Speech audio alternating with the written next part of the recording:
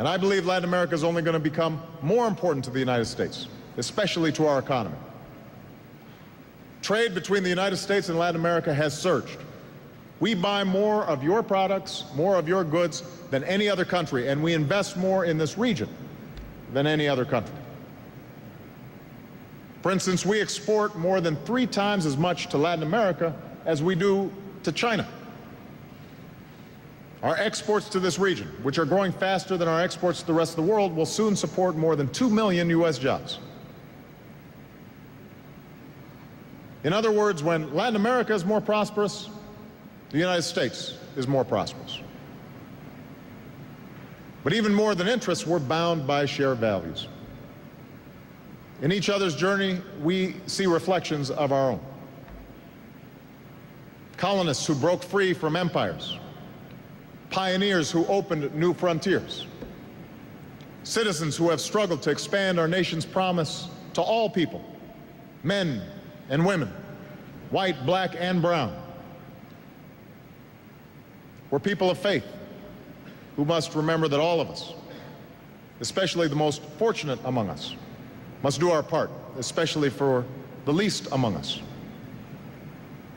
We're citizens who know that ensuring that democracies deliver for our people must be the work of all. This is our common history. This is our common heritage. We are all Americans. Todos somos americanos. Across the Americas, parents want their children to be able to run and play and know that they'll come home safely. Young people all desperately want an education. Fathers want the dignity that comes from work. And women want the same opportunities as their husbands. Entrepreneurs want the chance to start that new business. And people everywhere want to be treated with the respect to which every human being is entitled. These are the hopes, simple yet profound, that beat in the hearts of millions across the Americas. But if we're honest, we'll also admit that these dreams are still beyond the reach of too many. The progress in the Americas has not come fast enough. Not for the millions who endure the injustice of extreme poverty, not for the children in shanty towns and the favelas who just want the same chance as everybody else, not for the communities that are caught in the brutal grips of cartels and gangs, where the police are outgunned and too many people live in fear. And despite this region's democratic progress, stark inequalities endure. In political and economic power that is too often concentrated in the hands of the few instead of serving the many. And the corruption that too often still stifles economic growth and development, innovation and entrepreneurship.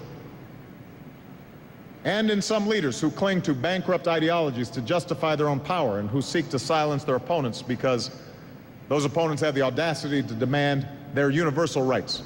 These two are realities that we must face. Of course, we are not the first generation to face these challenges. 50 years ago this month, President John F. Kennedy proposed an ambitious Alliance for Progress. It was, even by today's standards, a massive investment, billions of US dollars to meet the basic needs of people across the region. Such a program was right. It was appropriate for that era. But the realities of our time and the new capabilities and confidence of Latin America demand something different.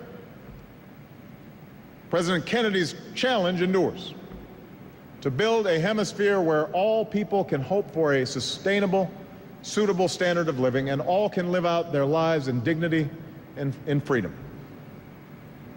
But half a century later, we must give meaning to this work in our own way, in a new way. I believe that in the Americas today, there are no senior partners and there are no junior partners. There are only equal partners. Of course, equal partnership in turn demands a sense of shared responsibility. We have obligations to each other. And today, the United States is working with the nations of this hemisphere to meet our responsibilities in several key areas.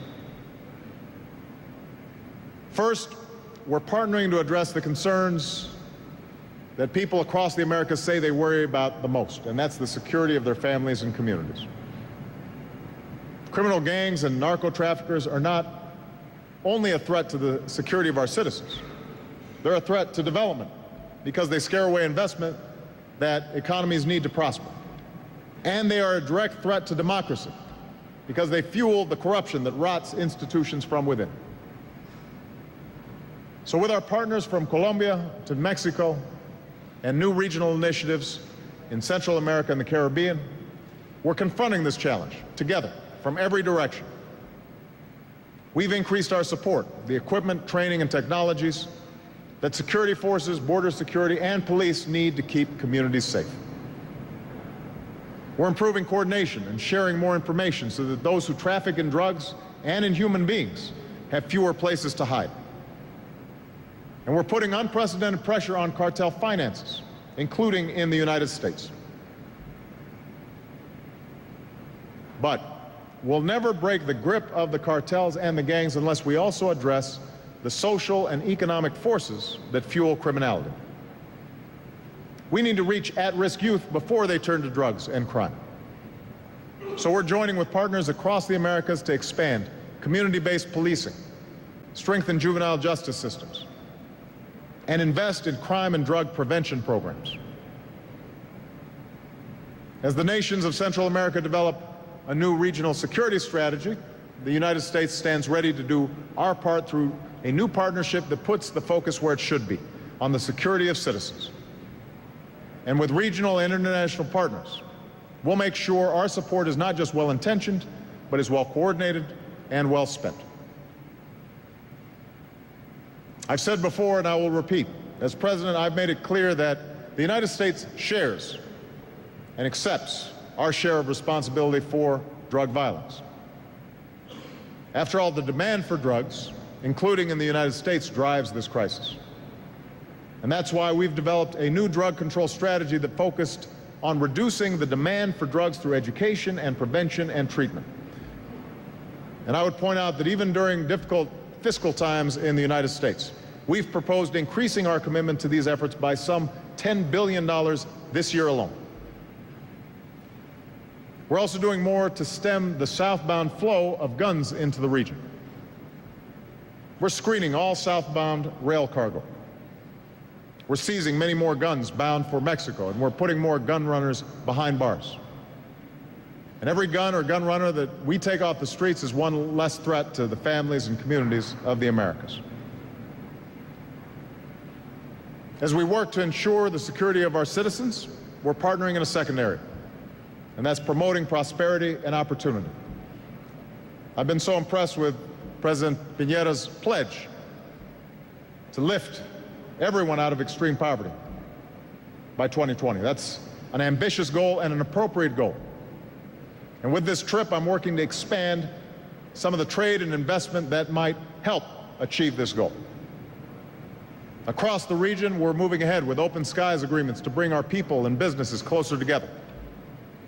We're moving forward with our Trans-Pacific Partnership, which includes Chile and Peru, to create new trade opportunities in the fast-growing markets of the Asia-Pacific. And as I've directed, my administration has intensified our efforts to move forward on trade agreements with Panama and Colombia, consistent with our values and with our interests. We're also encouraging the next generation of businesses and entrepreneurs. So we'll work with the Inter-American Development Bank to increase lending. We've expanded credit under a new microfinance growth fund for the Americas. We're supporting reforms to tax systems, which are critical for economic growth and public investment. We're creating new pathways to prosperity, microcredit, entrepreneurship training for those who must share in economic growth, including women and members of Afro-Caribbean and indigenous communities. And we're coming together as a hemisphere to create clean energy jobs and pursue more secure and sustainable energy futures.